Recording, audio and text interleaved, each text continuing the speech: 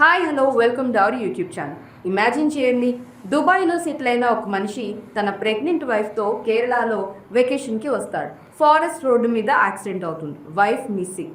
Police చెప్తారు tiger చంపేసింది అని. కానీ అది అక్షరాల నిజమా, లేక ఒక డెడ్ మ్యాన్ ఫ్యామిలీపై రివెంజ్ మిషనా?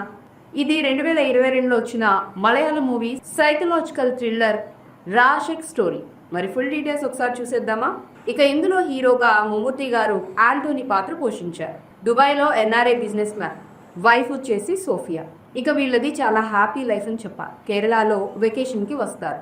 ఫారెస్ట్ రోడ్డు మీద కార్ యాక్సిడెంట్ జరుగుతుంది. లూక్ లేచి చూస్తే సోఫియా కనిపించదు. పోలీస్ స్టేషన్కి వెళ్తారు. కానీ వాళ్ళు టైగర్ అటాక్ చేసిందని కేసు క్లోజ్ చేసేస్తారు.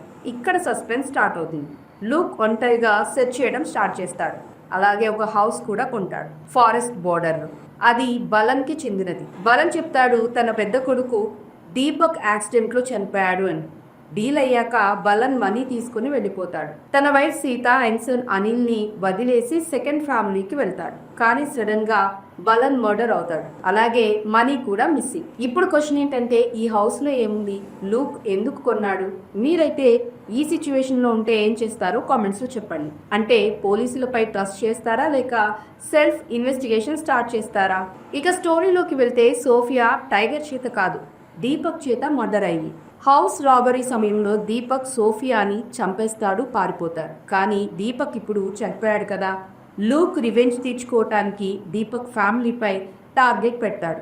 అలాగే అతని హౌస్లో స్టే చేస్తాడు. దీపక్ గ్రూమ్తో మ్యారేజ్ ప్లాన్ చేస్తాడు. ఇక్కడ కన్ఫ్యూజింగ్ సీన్ ఏంటంటే, లూక్కి దీపక్ ఆత్మ కనిపిస్తుందా? Super natural feel.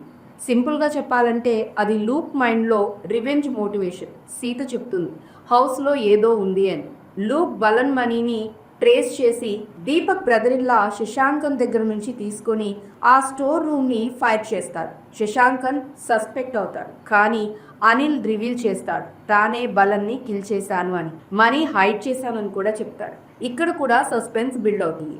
లూక్ ఈ ఫ్యామిలీని ఎలా టార్గెట్ చేస్తాడు? అనిల్ శశాంకన్ లూక్ హౌస్కి బ్రేక్ ఇన్ చేస్తారు. కానీ లూక్ వాళ్ళని బీట్ చేస్తాడు. అనిల్ యాక్సిడెంట్లో గాయపడతాడు. లూక్ ట్రీట్మెంట్ పే చేస్తాడు. కానీ అది ట్రాప్. ఇప్పుడు క్వశ్చన్ ఏంటంటే, రివెంజ్ కోసం ఫ్యామిలీని టార్చర్ చేయడం కరెక్టేనా? మరి మీరు లూక్ స్థానంలో ఉంటే ఏం చేస్తారు? కామెంట్స్లో చెప్పండి. అండ్ అలాగే ఈ కన్ఫ్యూజింగ్ పార్ట్ని ఈజీగా చెప్పాలంటే, లూక్ సుజాతాని మ్యారీ చేసుకుంటాడు. ఆమె మదర్ పర్మిషన్ తీసుకుంటాడు. సీత ఫ్యాక్టరీ క్లోజ్ చేస్తుంది. లూక్ దానికి హెల్ప్ చేస్తాడు.